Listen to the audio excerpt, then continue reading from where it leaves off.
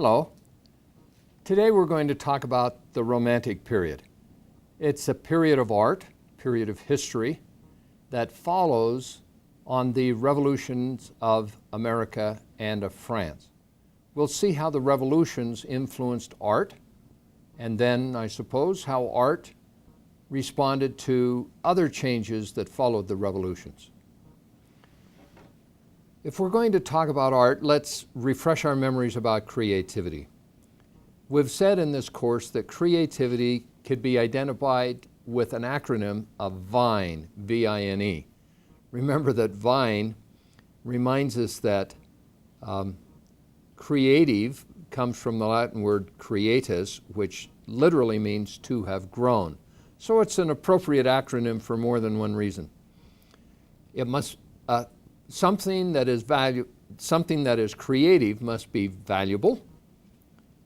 That is, it must be worth something and contributing to society. It must be intentional from some deliberate effort. It must be novel, that is, it must have originality. And it must be excellent in being well educated. Now, most often, artists will search strongly for something that's valuable. They believe that that's the contribution that they're making.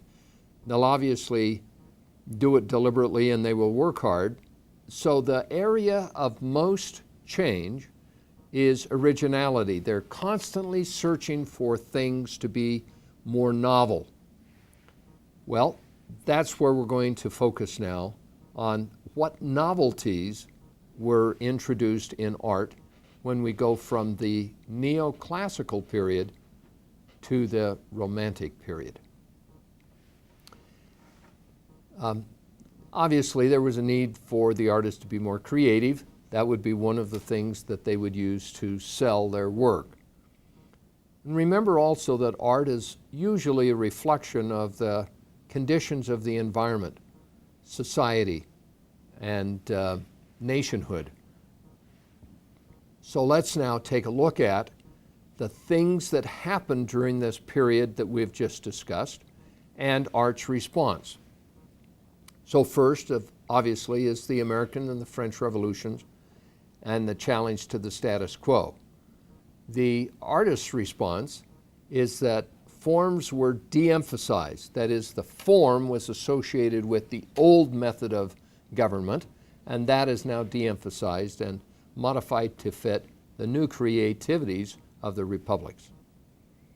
Next, we see Napoleon's conquest of Europe and the later assertions of nationalism. That is, Napoleon conquered states like Prussia, Germany, Austria, Spain, the lowlands.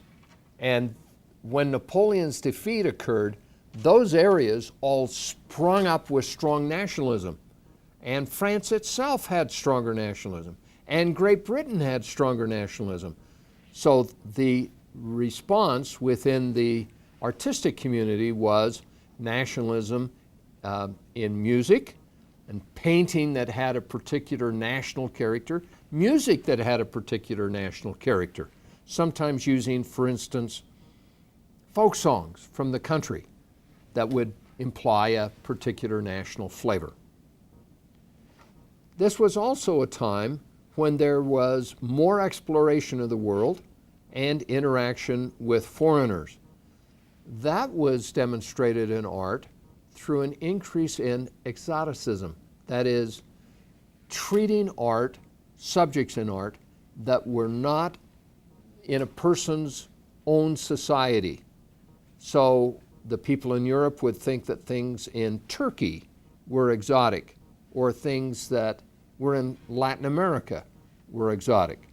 That's the kind of thing that we're talking about. And finally, there was a strong rise in the third estate, or middle class.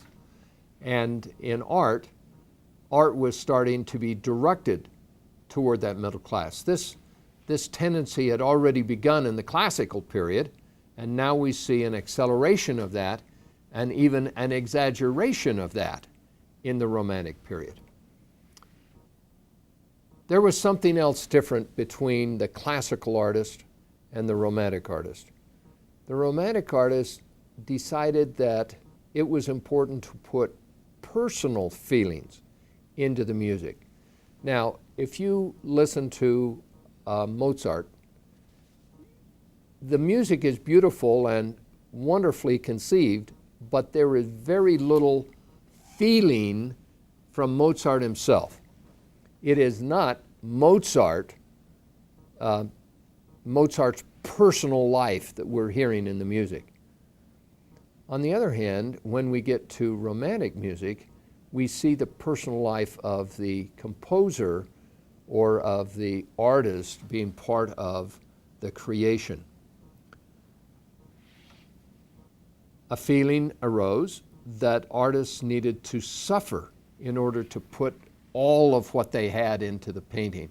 And so the concept of the suffering romantic artist arose during this period. The starving artist became idealized. For instance, here we see a picture from La Bohème, an opera about young artists in Paris who are starving and trying to give their all for their art. It's probably overblown, and certainly it was ridiculed. Here's a little satirization of an artist who says, "We'll paint for food." And surely that's a joke intended to satirize these artists. Now let's do some specific comparisons. Let's look at music first and do a comparison between the classical period and the Romantic period. And I'm going to use, in this first comparison, Haydn, who was obviously a classical composer, and a later Beethoven piece, because Beethoven in his later life was into the Romantic period. Let's see if you can give a one-word description for the Haydn piece and then a one-word description for the Beethoven piece. And let's just try and get a mood for these two. First, Haydn.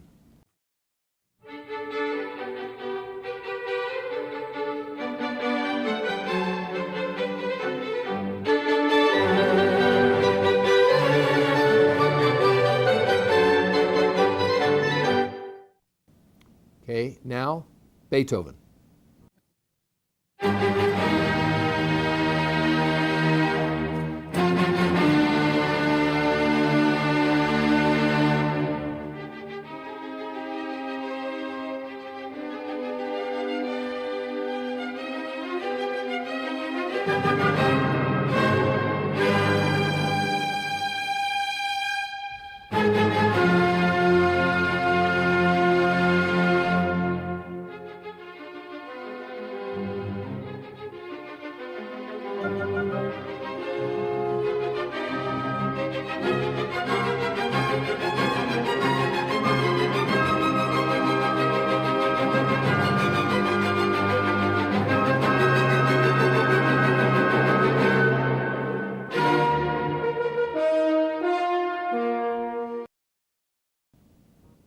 Very, very interesting. Now, let's take another look at Beethoven's Fifth Symphony, and let's see how powerful it is in the minor key and how that has changed by going into a major key.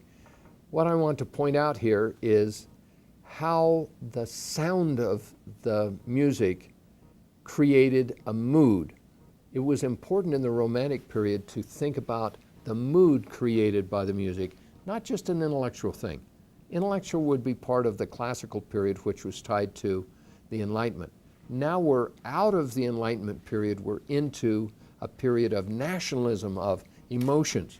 So let's listen now to Beethoven Fifth, first in the minor key and then in a major key.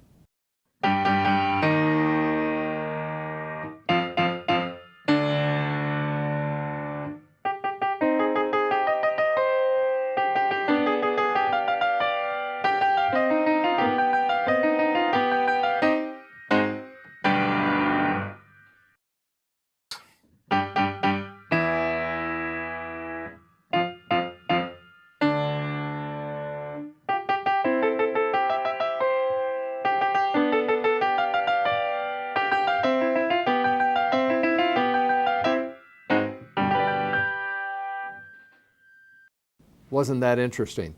Now let's go one step further. Let's take Beethoven's Fifth and compose it and twist it, change it, as if it would have been a piece by Haydn. I think we can see in a humorous way how Beethoven and Haydn are so different. Listen to the loss of power when it's changed into the classical style.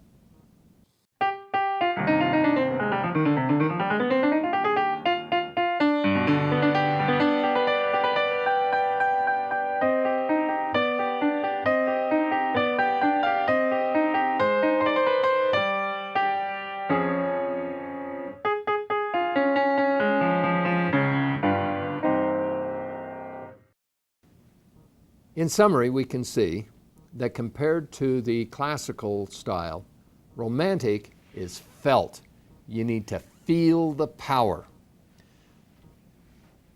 Another characteristic of music in the Romantic period is that underlying themes were carried throughout the symphony. Remember that in the classical period, the symphony was really 4 separate musical groups called movements, each movement having a very particular internal structure. During the classical period, the structures, the forms, focused on the movement itself and its internal construction.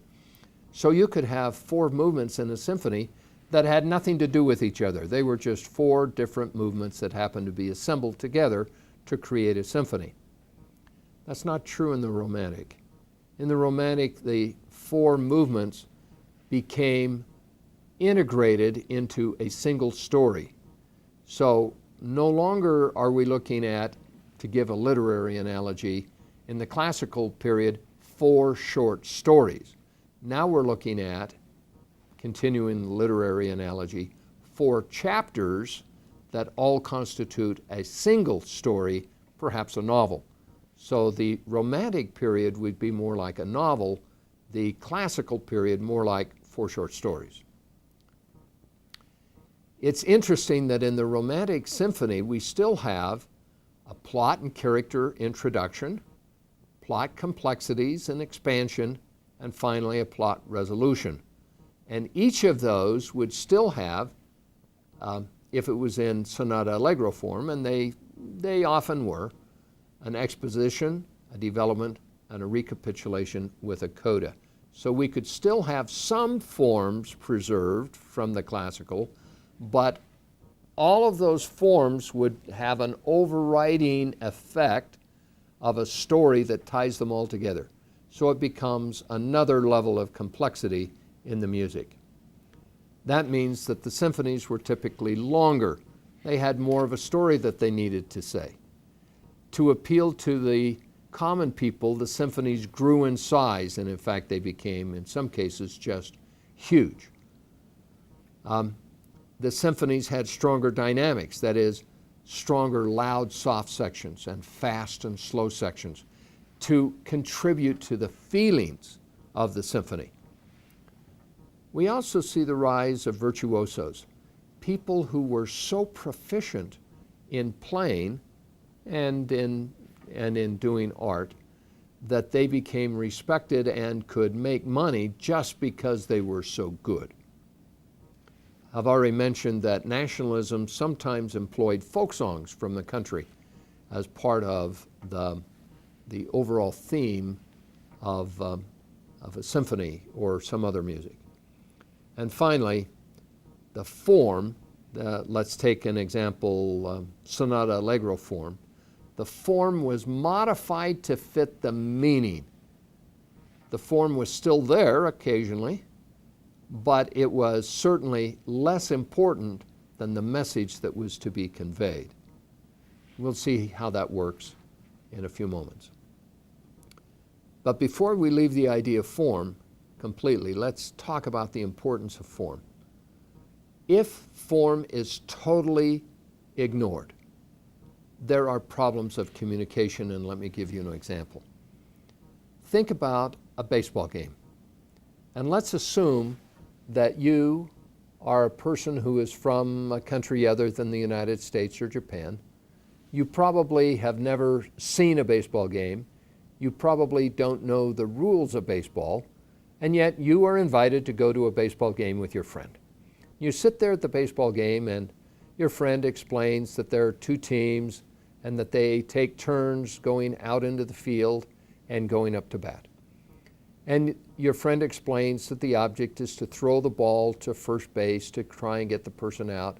And if you can't do that, then the person attempts to run around the bases until eventually they go all the way around, and when they get to home plate, a run is scored. So generally you understand the rules, although you're not proficient in the rules. Now let's take an example. Let's say that it is the bottom of the ninth inning. The score is 3-0. The home team is obviously up and they are the nothing. The bases are loaded and the batter who comes up is the home run champion of the league. The pitcher is the strikeout champion of the league. The count on the batter is 3 balls and 2 strikes. I submit to you that if you know baseball, that moment is an incredibly tense moment. It's tense because the rules make the next pitch incredibly important. If it is a home run, the home team wins. If it is a strikeout, the visiting team wins. The only thing that postpones or even enhances the tension is that if it is an out-of-bounds foul ball. Hence, tremendous tension. But you, remember now, you are the person unfamiliar with the rules of baseball, you won't feel the tension because you don't know the subtleties of that situation. That's the problem with not having forms in music. The form gives the anticipation. It gives the structure that allows anticipation of something to happen. And if that something doesn't happen, you're disappointed. For instance, in the baseball game, what if the umpire called timeout and then arbitrarily awarded an extra out to the home team? They said, it's no longer 2 outs. It's now 2 outs, but you get 4 outs this inning. There'd be chaos, and the tension would be drained from the moment. Can you see that it is the rules that give us the tension, along with, of course, what happens in the field? Therefore, music composers were reluctant to eliminate the forms completely. They still wanted to have the form because they still wanted to communicate to the audience. So how can a composer communicate? Well, certainly we've said the form. Another way that the composer could communicate is to make the music follow a story that is well known enough that you could see how it progressed. For instance, I remember as a young child listening to Peter and the Wolf, and a story was said accompanying the music. That's one way to present a story. Another would be a ballet that has a story associated with it. For instance, Sleeping Beauty or Nutcracker. So the story can carry the music and it can give some feelings for that as well. Sometimes the composers created a story through symbolism. Beethoven's Fifth had the symbolism of fate versus hope. And as those were understood, you could see the interaction between fate and hope. Berlioz, a Romantic composer, actually wrote story notes that were printed in the program to accompany his Symphonie Fantastique. Tchaikovsky used the story of Romeo and Juliet, and he composed music that sounded like events in the story of Romeo and Juliet. So all of those used a storyline to assist in communicating with the audience.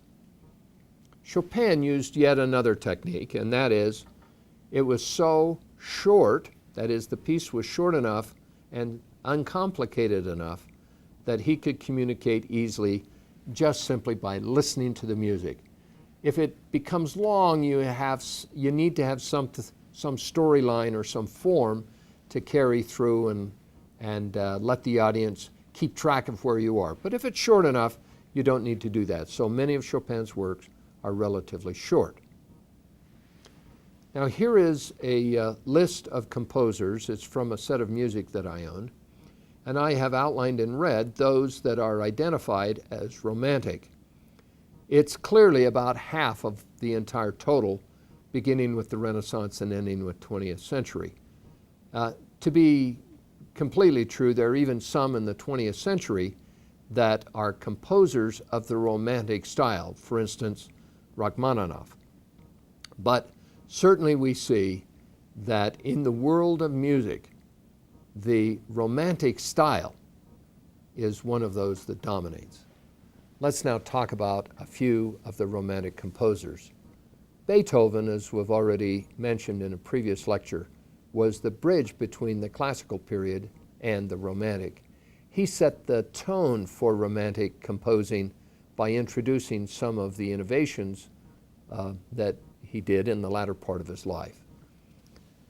He is the one who said, I will take a symphony and combine contextually all of the movements together. And he did that, for instance, in the Fifth Symphony, where he continued with the themes of fate and hope throughout the entire symphony.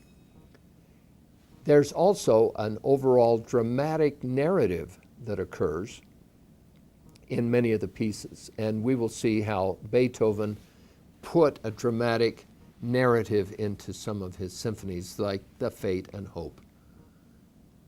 Beethoven also introduced the concept of rhythm independent of melody.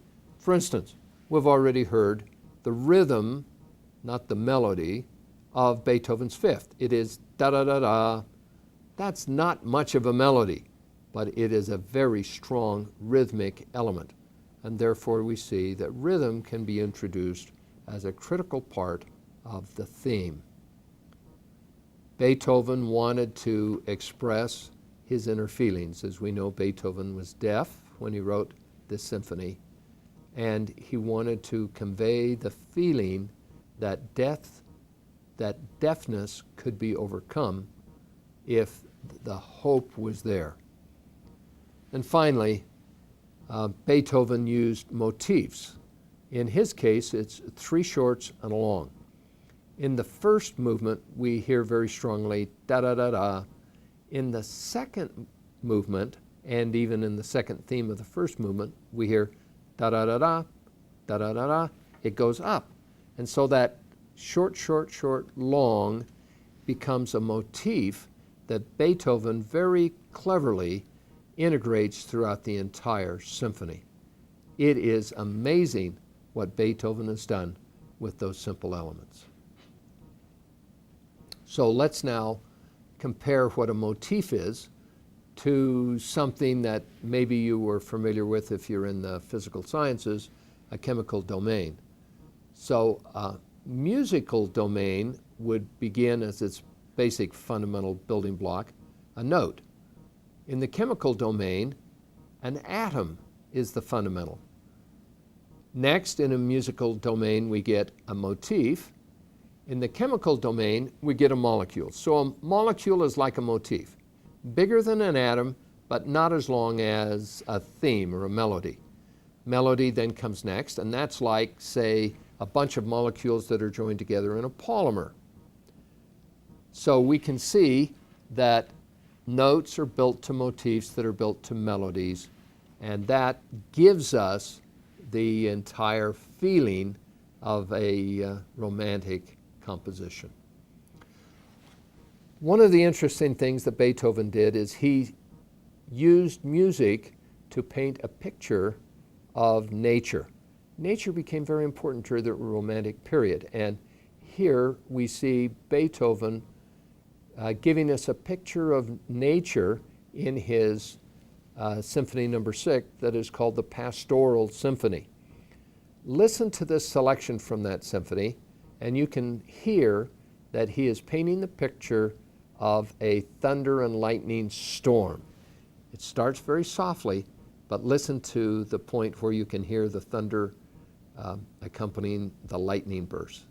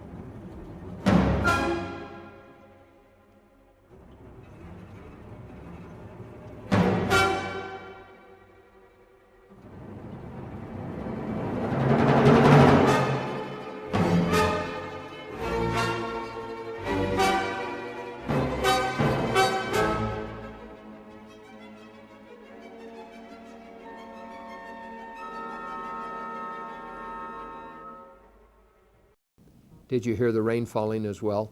Yes, it's a very interesting picture that's painted in our minds by that music. Moving on, let's talk about Franz Schubert. He is sometimes classified in the classical period, but I think he's really more romantic because he tells a story with much of his music. We're going to listen to a story called Erlkönig. This is the story of a young man, a young boy, and his father riding through a very dark and ominous woods. And in the woods, the young boy sees the king of the elves, who is a satanic type character, who invites the boy to come with him. The boy's frightened. He says to his father, "Please, Father, help me." The father thinks the boy is merely imagining things. And then at the end, when the boy and the father rein the horse to a stop, the boy is dead. A story called Erlkönig.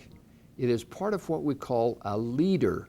A lieder is a song, German song, that tells a story. And Schubert was a master of the composition of lieders. Notice in this lieder, the rhythm of the horse, the ominous feelings, the voice differences as the person who sings the lieder portrays the voices of the Erlkönig, the boy, and the father. And then note the sad conclusion.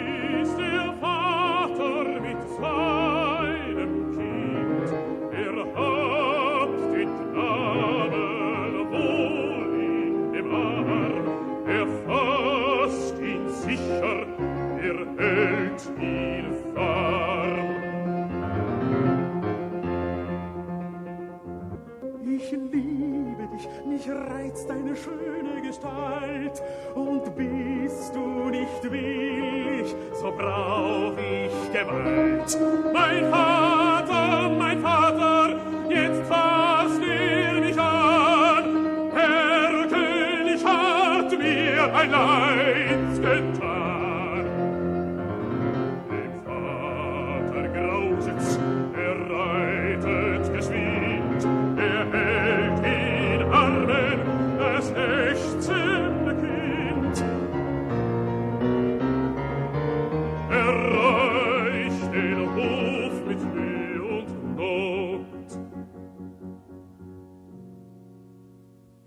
seinen Armen das Kind war tot.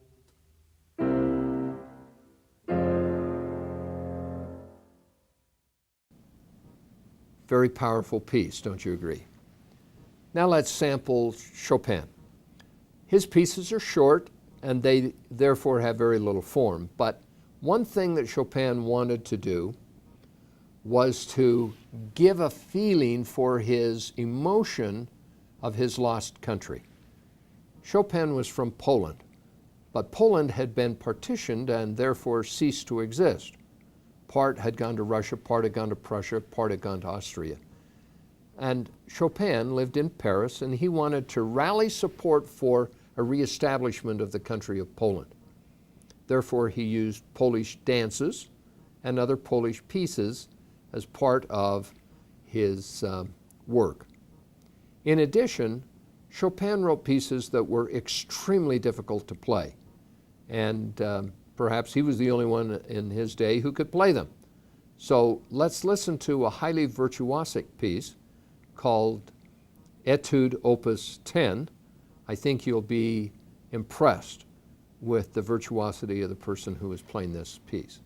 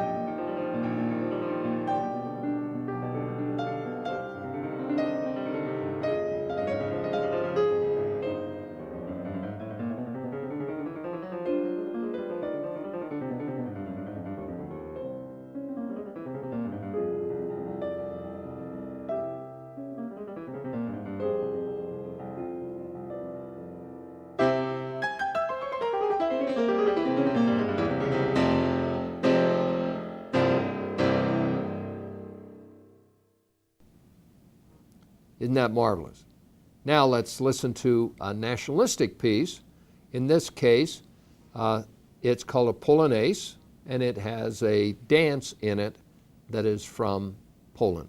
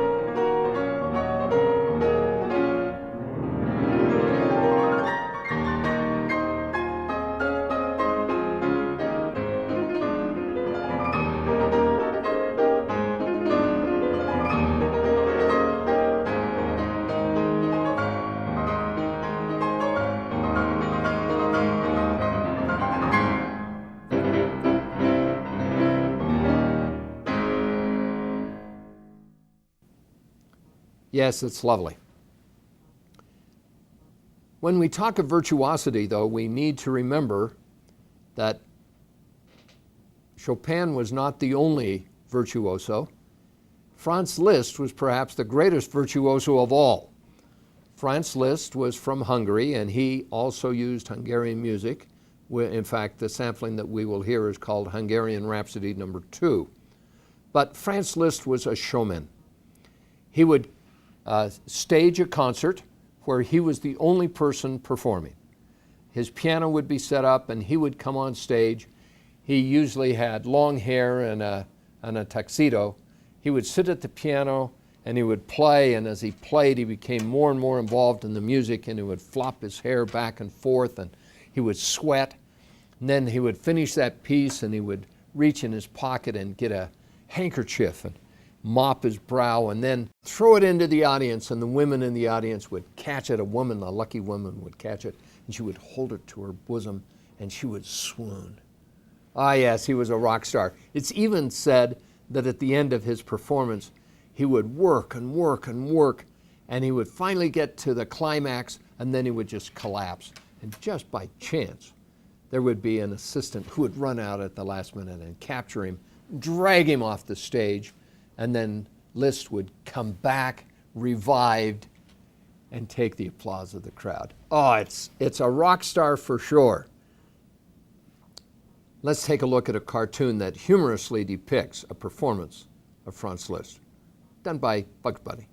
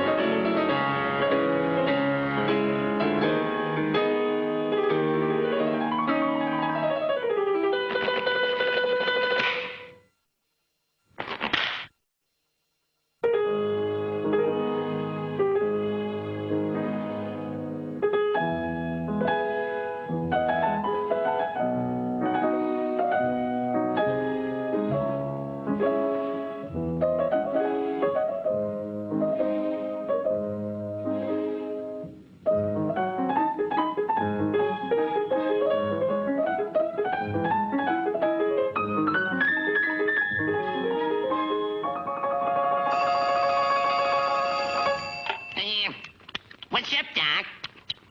Who? Franz Liszt. Never heard of him. Wrong number. The next romantic composer that I'd like to discuss with you is Richard Wagner. Wagner was of German nationality, and he was a German nationalist. Most of his works were very, very strong patriotic pieces. But rather than focus on modern Germany, he focused on ancient Germany, back in the mythological period, and he used German mythological stories as the bases for his operas. Now, Wagner was also very creative. He wanted to change the nature of operas. He wanted them to include the orchestra almost like a performer on stage. And therefore he assigned to the orchestra certain themes or motifs. And those motifs the orchestra would play, and they are to remind the viewer, remind the listener of a particular event or person, something about the story of the opera. So when Wagner wanted someone to remember, say, the drinking of a potion, he would play the potion motif in the orchestra. And you'd remember that the events being depicted on the stage had some relationship with this motif or this drinking of the potion. Well, Wagner was very, very popular among nationalists in Germany, and perhaps the most nationalistic sponsor of Wagner was the King of Bavaria, named Ludwig II. Comment about German nationalism during this period. In the early 1800s, Germany was still a separate group of principalities. It had not been unified into a single country. And Bavaria was one of those principalities, in this case a kingdom, that was just part of the German-speaking people's territory. Ludwig II was a somewhat troubled young man who grew to love the music of Wagner. He built a palace called Neuschwanstein. Here we see a picture of it. It is one of the best places to visit in Germany that you could possibly go to. And in Neuschwanstein, he has rooms that are dedicated to various Wagnerian operas. And so as you tour this wonderful palace, you can see Wagner coming to life. Ludwig II had two other palaces, and one of those had a cave behind it.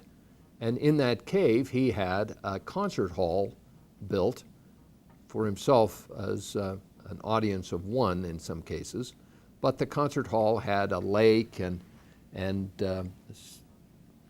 other rock formations that depicted some of the early Wagnerian myths, and therefore it was the perfect setting for Wagnerian operas.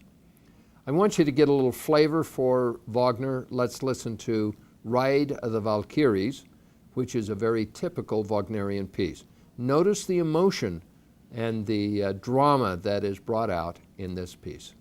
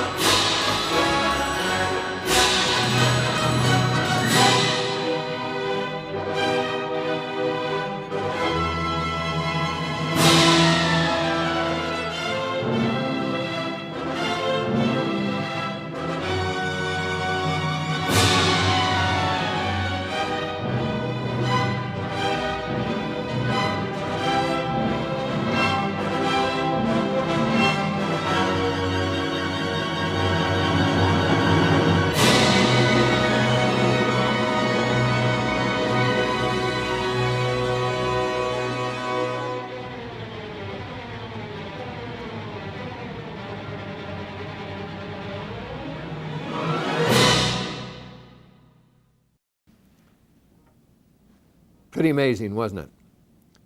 Well, at the same time that Wagner was composing, in Russia, Peter Ilyich Tchaikovsky was composing music, and he was somewhat of a disappointment to Russians.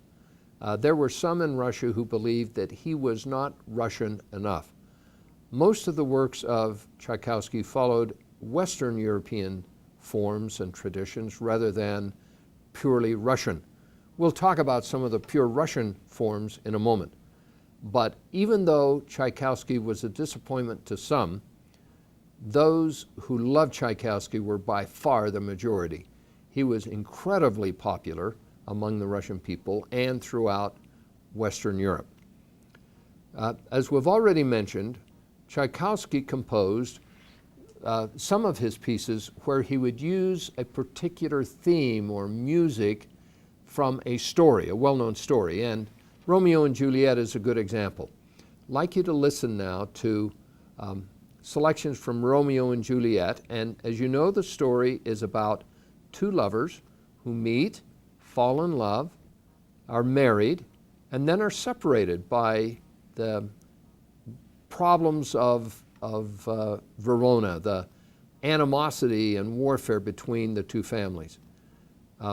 We'll hear warfare depicted and the fighting in the streets, and then finally the death scene of these two lovers. Let's begin now with the theme, the love theme from Romeo and Juliet by Tchaikovsky. It is just as sweet and lovely as any love theme could ever be.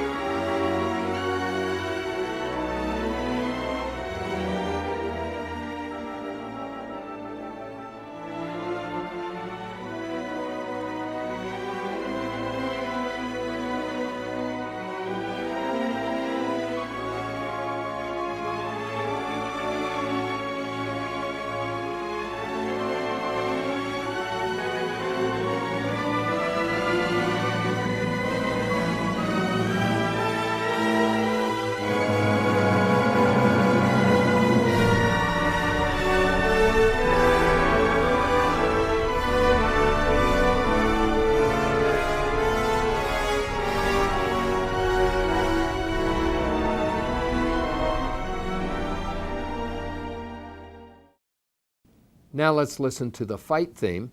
I want you to be particularly aware of the knife thrusts and the running and the violent motions of this theme of the street battle in Verona.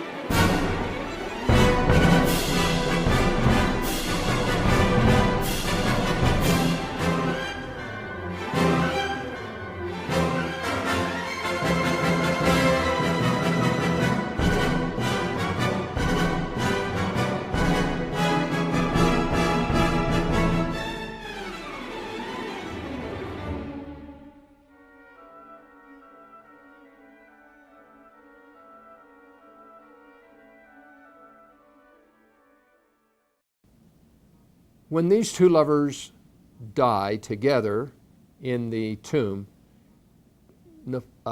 Tchaikovsky had to decide how he would depict their death, and I think that his death scene, or end theme, depicts them rising into heaven with their souls together. Listen and see what you think the end theme depicts.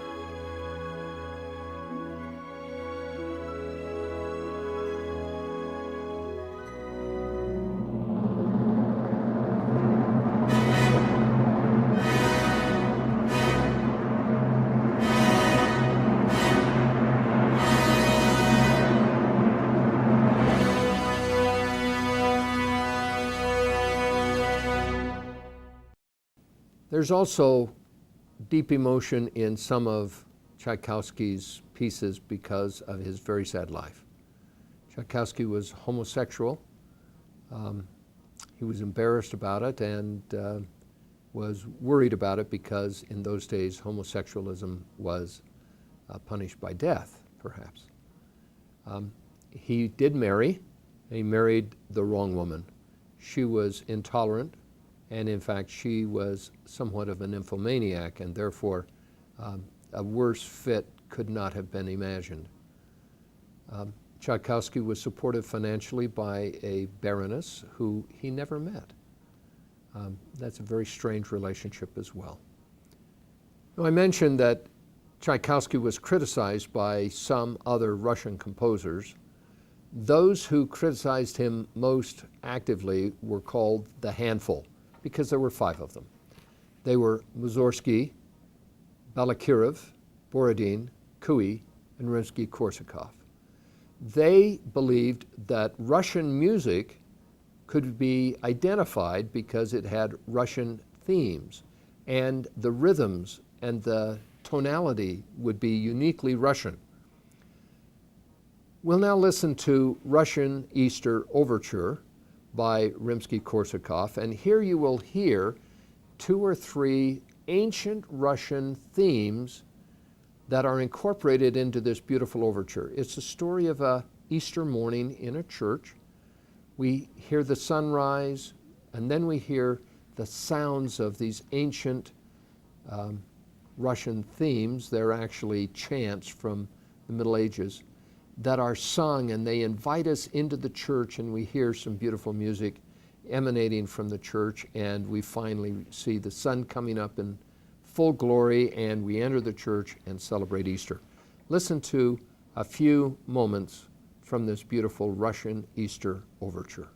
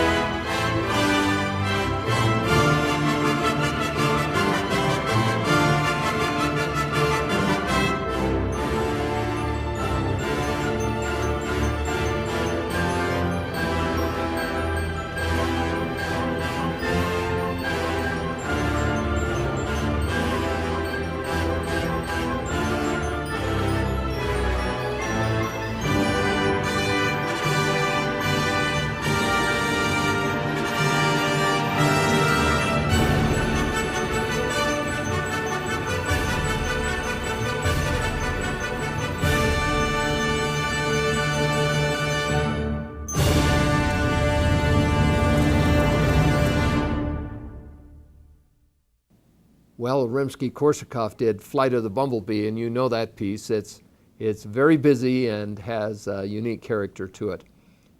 Another piece from the five is Night on Bald Mountain by Mussorgsky. This has very Russian character to it. It is powerful, dynamic. When I hear this piece, I think of Russia. Let's listen to Night on Bald Mountain and see if you can imagine some of Russia as you hear it.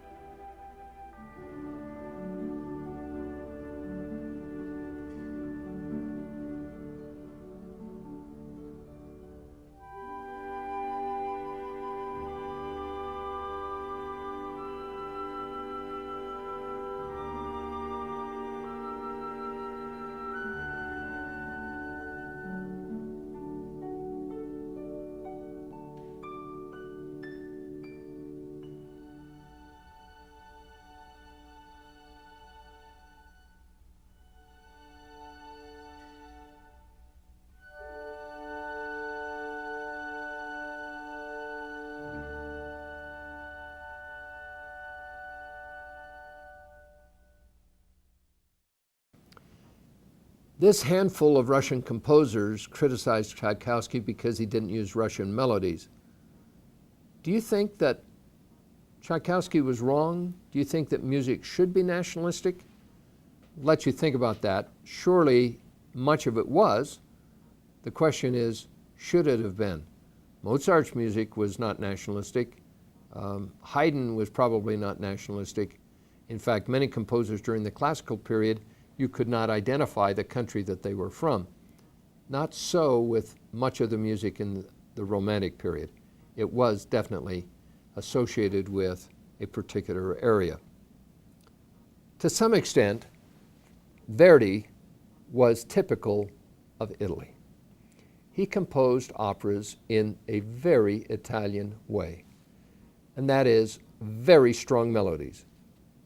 Where Wagner used motifs and then tried to build them into a melody, the melodies of Wagner were less impressive than the melodies of Verdi. Verdi wrote for the Italian language, and a language that is steeped in vowels and therefore highly melodic even in its speaking, and of course that adds to its melodic nature in singing. Some of the famous operas by Verdi are Aida, La Traviata, and Rigoletto. I would like to play for you a selection from Rigoletto. That selection is called La Donna Mobile, and I want to give you a little background about this piece. It was composed for Rigoletto, and the story of Rigoletto is that there is a duke who was a womanizer. He would go throughout his territory and choose a woman and compel her to come to him at night. One night, he saw a beautiful woman and he compelled her to come, but she was willing. She loved the duke. And so she came, and when the duke cast her off, she was terribly disappointed. The young woman's father was Rigoletto. He was the court jester for the duke. Rigoletto decided that he would kill the duke because of his treatment of his daughter. Rigoletto then contracted with someone to kill the duke, and that person decided that rather than kill the duke and go to all of the trouble of killing someone who might be guarded or might be difficult to get to, he would simply kill the next person who walked into a tavern. The next person turned out to be Rigoletto's daughter. She was hit over the head, put into a sack. The sack was given to Rigoletto. As Rigoletto carried the sack away, he felt the movement, opened the sack, beheld his daughter, and she died in his arms. The story of the Duke is not fully complete without an understanding of the Duke's attitude toward women. He believed that women were fickle. This man, a terrible lecher himself, believes that women are fickle. And therefore, in the tavern, he sings a song talking about how women are fickle. And that is the song that we're about to hear. Now, there's another reason that I want to play it. Not only is it a good illustration of aria in the Italian opera style, but it's a great illustration of Verdi's creativity. He knew that this song was going to be a hit. And back in his day, you couldn't make money by recordings. They didn't have recordings. So what you did is you made money by sheet music. But what would often happen is that the music would be smuggled away by one of the orchestra members to a rival publisher who would have the sheet music available across the street from the opera house, so that the music that was sold in the opera house would be duplicated for a cheaper price across the street, hence taking much of the profits away from the sale of the sheet music.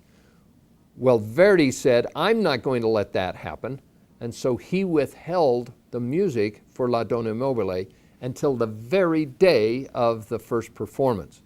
And on that day, he finally gave the music to the orchestra and to the singer, and they rehearsed it and then performed it. That night, it was a tremendous hit. And Verdi made a lot of money. Let's listen to La Donna Mobile.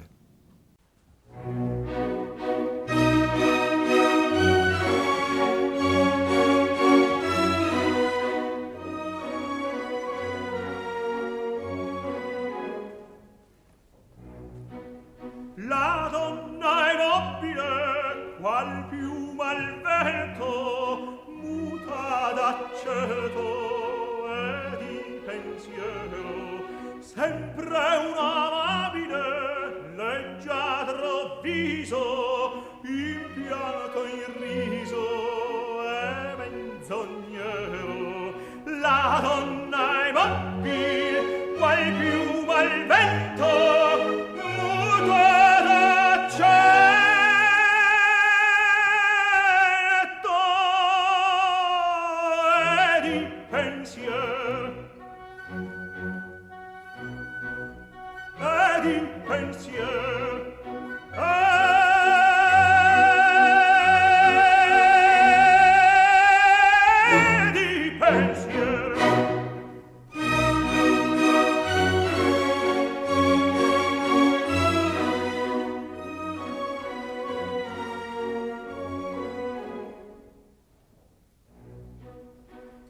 sempre misero chi a lei s'affida, chi le confida, mal cauto il core, ormai lo sentesi felice appieno, chi il su quel seno non li va amore. La donna è mobile, qual piuma al vento,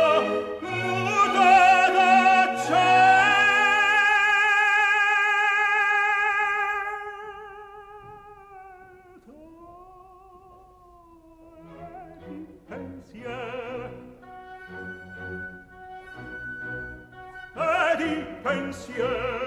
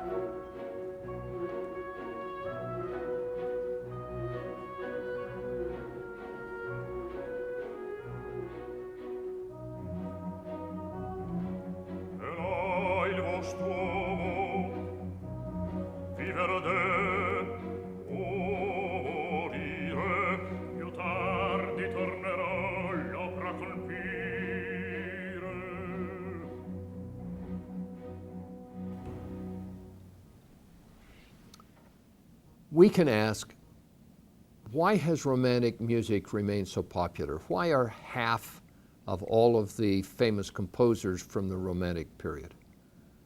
I think the answer is simply that first, it is a period in which the emotion touches the hearts of the audience. They want to be impressed with the music. They want to feel the exotic nature of the music or experience some scene that is depicted in the Romantic music as no other music can do it. Hence, even today, Romantic music is a major part of the classical music genre. Well, let's leave music for a little while and talk about art. Art followed the same pattern as music. Many of the strict rules of neoclassical art were abandoned or at least expanded during the Romantic period of art. The personal feelings of the artists were conveyed. Nationalism was included as well as exoticism. And landscapes, the love of nature, became very important. Here is a beautiful romantic portrait by Sir Joshua Reynolds. It's romantic because it shows some emotion from the woman, not a lot, but some, and it shows some background treatments that tend to illustrate what she might be thinking of as she sits in a contemplative mood. But Sir Joshua Reynolds, who painted in both the classical and romantic periods, said this: "If you want to do art, you must first study the rules. Second, study the great masters. Third, forget the rules, because genius begins where trite rules end. But you can't get there until you've obeyed the rules first." And Reynolds was certainly typical of that statement. Goya, perhaps the greatest of all of the Spanish romantic painters, also observed the rules before he broke the rules. Here we see two paintings by Goya that are very typical of the classical period. People are posed, in one case the royal family, in the other case a countess, and you can see that the arrangement and the posing and the themes are very much classical. Now look at this piece called The 3rd of May, 1808. This is not posed. This is a painting of great emotion. I want you to just get involved with this piece a little bit. This is a piece that, by the way, my wife and I both love. And when we see a painting that we love, we often buy a print and put it in our home. But we're not going to put this one in our home. It is so depressing that we just don't think that we would want it hanging on our wall. But look at the emotion in the eyes and the faces of the people who are being shot. The man in white stands there with his arms thrust into the air and almost inviting the bullets. Look at the man to his left, our right. His hands cover his face in sadness. And of course, there's the gore of the people who have already been shot. Notice that the executioners, who happen to be French soldiers, are not seen in a facial way. All we catch is the dark, ominous backs of these men. Yes, this is a very, very powerful painting illustrating the feelings that Goya had during the revolution of the Spanish people against Napoleon's oppression. Here's a French painting of the Romantic style. It's done by Delacroix. This is called Liberty Leading the People, and of course liberty is the personification of France itself. He was caught up in the revolutionary fervor of not only the French Revolution, but then the years in the early 1800s that followed it. After Napoleon's defeat, there was a reestablishment of the Bourbon dynasty, but the Bourbon kings were largely unpopular, and so there were continuous riots and revolts.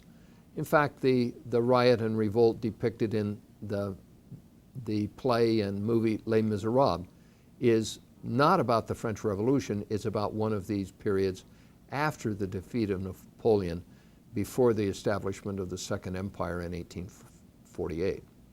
So here we see liberty leading the troops, and these people are obviously French patriots who are trying to secure liberty in the face of the renewed presence of the Bourbon dynasty. Here's another Delacroix painting. It's the death of Sardanapalus. Sorry, I don't know how to say that very well.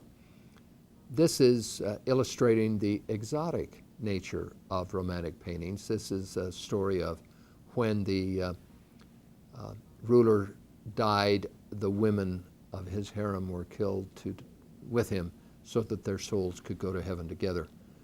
This would have been an exotic and quite interesting painting for the French people.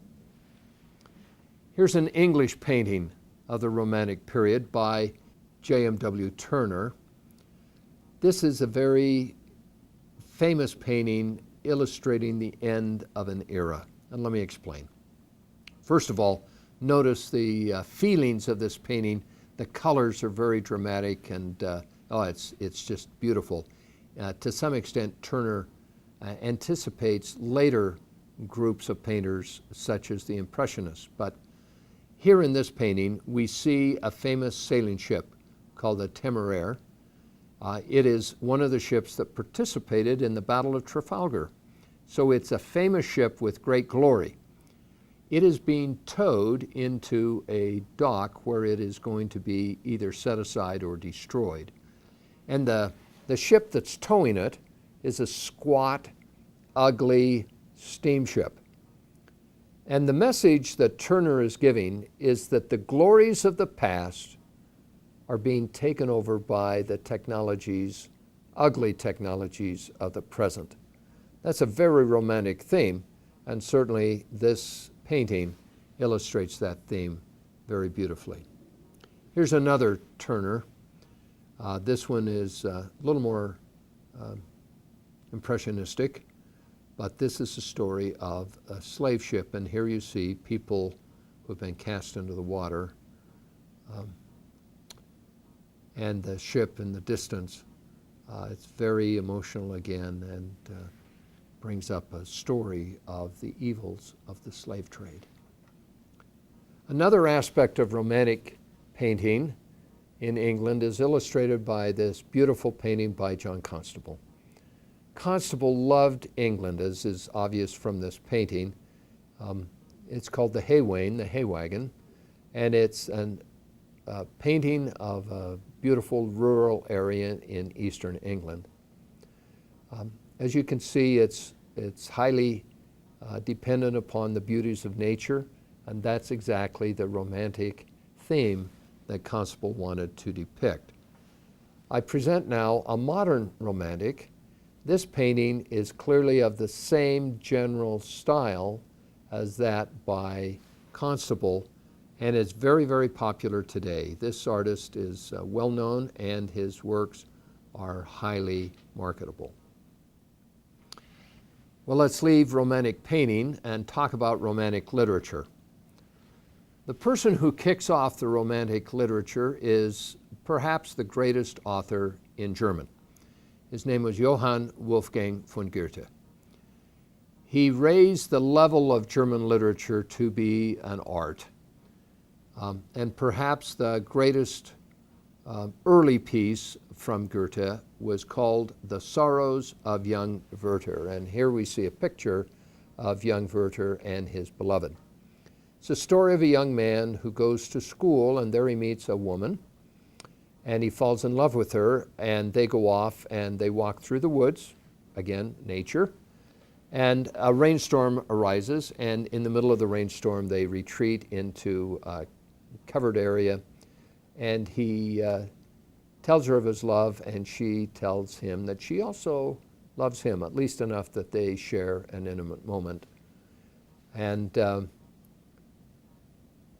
then later, young Werther finds out that this beautiful woman is engaged to another man. And she refuses to give up her engagement, even though she has expressed some love for Werther. He is heartbroken. He is just wrenched apart inside from this realization, and therefore he leaves. When he comes back, some weeks later, she is married. And she did marry the fellow that she was engaged to, and Werther is still broken by this realization, thinking that surely his love for her is reciprocated. And he talks to her, and she brushes him aside. So Werther is compelled to take action in his own mind. And he very cleverly talks to the husband, secures from the husband a pistol, and then Werther goes out and commits suicide. Well, it's a very romantic type of story, and by romantic I mean it's full of emotion, and it depicts the romantic hero that Goethe created. This person who is so wrapped up in emotion that they even sacrifice their own life. Sad thing about this is that young people throughout Europe started to practice exactly this kind of thing. Their suicide rate went up dramatically following the publishing of the young Werther. Perhaps the greatest work by Goethe, however, is Faust. Faust is the story of a very well-educated man, a doctor, who sells his soul to the devil. And he does that in exchange for a promise that he will receive all things that he desires. After the bargain has been concluded, Faust then desires a woman, a particular woman, and even though the mother objects strongly to the association of Faust with her daughter, the mother is eliminated through death, caused obviously by the devil, and Faust takes the young woman, enjoys her, and then after a long period of time, quite a long time, casts her off.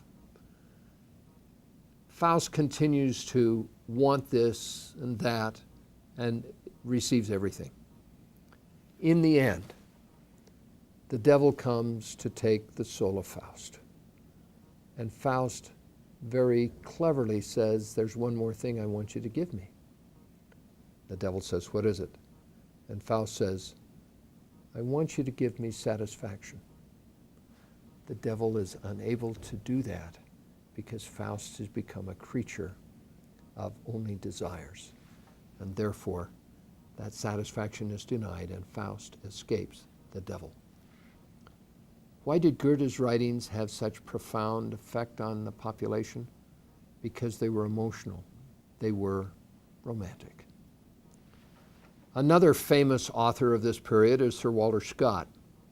He developed a genre of literature that is still very popular. It's called the historical novel. In this genre, a fictional group of characters are placed into a historical setting with real characters. So in this case, in the case of Ivanhoe, for instance, Ivanhoe and some other characters are placed in the time of Richard the Lionhearted and the Crusades.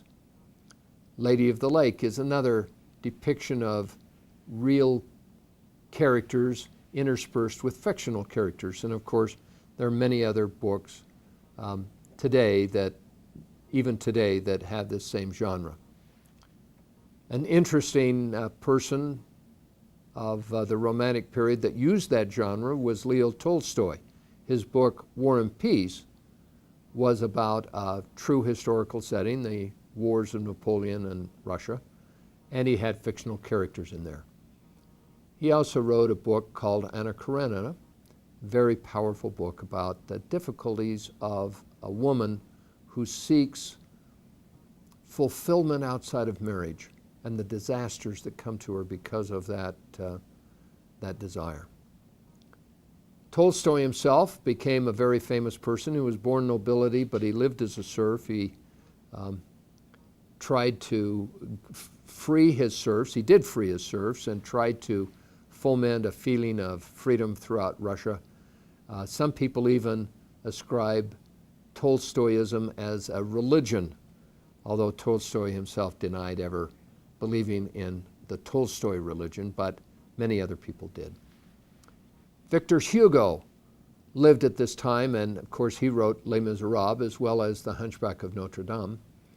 He was heavily involved in French politics and tried to convey through his writings French political environment as well as strong moral lessons as well. Let's listen to a little bit of Les Miserables, which I believe is the greatest of all of the musicals.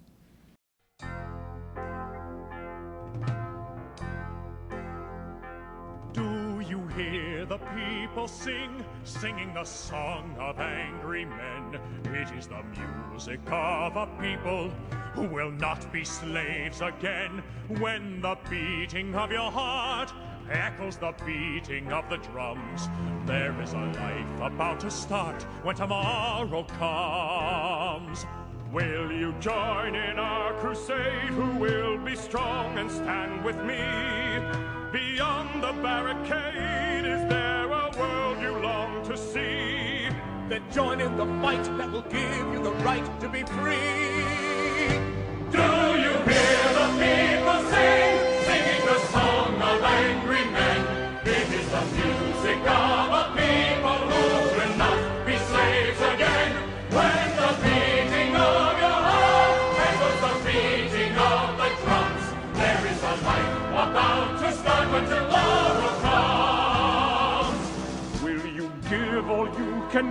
so that a banner may advance. Some will fall and some will live. Will you stand up and take your chance? The blood of the martyrs will water the meadows of France. Do you hear the people sing, singing the song of angry men? It is the music of a people who will not be slaves again. When the beating of your heart echoes the beating of the drum, there is a light about to start when tomorrow comes.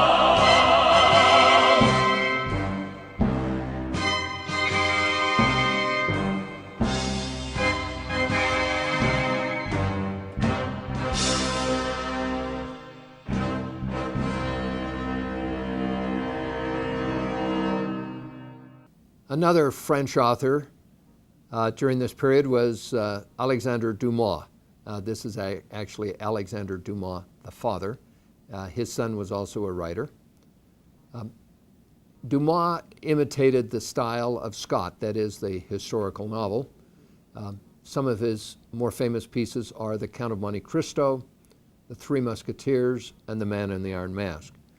There's a little funny story about Alexandre Dumas, and that is that he was a spendthrift and never had enough money. So he always had to write more and more and more to try and sell his novels to make money. And eventually he realized that he could employ people who would write in the style of Alexandre Dumas, and he could publish the books under his own name, and he could pay these people a small amount of money, and he could make a lot of money from having them write. And so the joke around Paris was that no one has read all of the books of Alexandre Dumas, including Alexandre Dumas himself. So what is the principal message of Scott, Tolstoy, Hugo, and Dumas? It is that history has great lessons for us. And if we take history and incorporate it with a fictional story, we get a very powerful message. That message is, of course, romantic. A few moments about poetry in the Romantic period. William Wordsworth and Samuel Taylor Coleridge were two very different people who joined forces because they both believed that a new type of poetry needed to be invented, and they conceived of something called a lyric ballad. We can read here some portions from a lyric ballad, and that will give us a feeling for this new form of poetry. 5 years have passed, 5 summers, with the length of 5 long winters. And again I hear these waters rolling from their mountain springs with a soft inland murmur. Once again do I behold these steep and lofty cliffs that on a wild, secluded scene impress thoughts of more deep seclusion and connect the landscape with the quiet of the sky. You see, there is a beautiful pastoral painting, word painting made. That's part of lyric ballad. Sometimes lyric ballads require that we suspend reality, and that is the case in Rime of the Ancient Mariner. Let's read a little bit from that. Water, water everywhere, and all the boards did shrink. Water, water everywhere, nor any drop to drink. Another poet of the same period was Lord Byron. He was heavily involved in politics around the world, but he always carried this message of a starving romantic artist. His works were works such as Childe Harold, Flying Dutchman, and Wandering Jew. A woman who was very involved in politics was Percy Bysshe Shelley. Was the wife of Percy Bysshe Shelley. Her name was Mary Wollstonecraft, and she and Shelley together were visiting with Byron in Switzerland, and they composed. They decided that they would write novels, and Mary Wollstonecraft wrote at this time the novel of Frankenstein. Her husband and Byron helped her with refining it, but it was her novel. So One of the things that we have to think of when we conceive of the Romantic period is metaphorical thinking. Remember, that's sideways thinking. And therefore, the Romantic period is often associated strongly with creativity itself because we think metaphorically. Many of the works are metaphorical in nature. They're not rational, they're metaphorical. So from the Romantic period on, we get a close linkage between creativity and romantic art. But let's not be too quick to assume that all creativity is romantic. Back in the classical period where rational thinking was paramount, we also had creativity. So again, creativity requires both linear and lateral thinking. Which is more difficult, creativity within the rules or creativity where you depart? They're both difficult for very different reasons. You must be creative and employ both sides of your brain, but to some extent it's much easier to be creative if you just throw off the rules. The problem, of course, is whether or not it is any good. Thank you.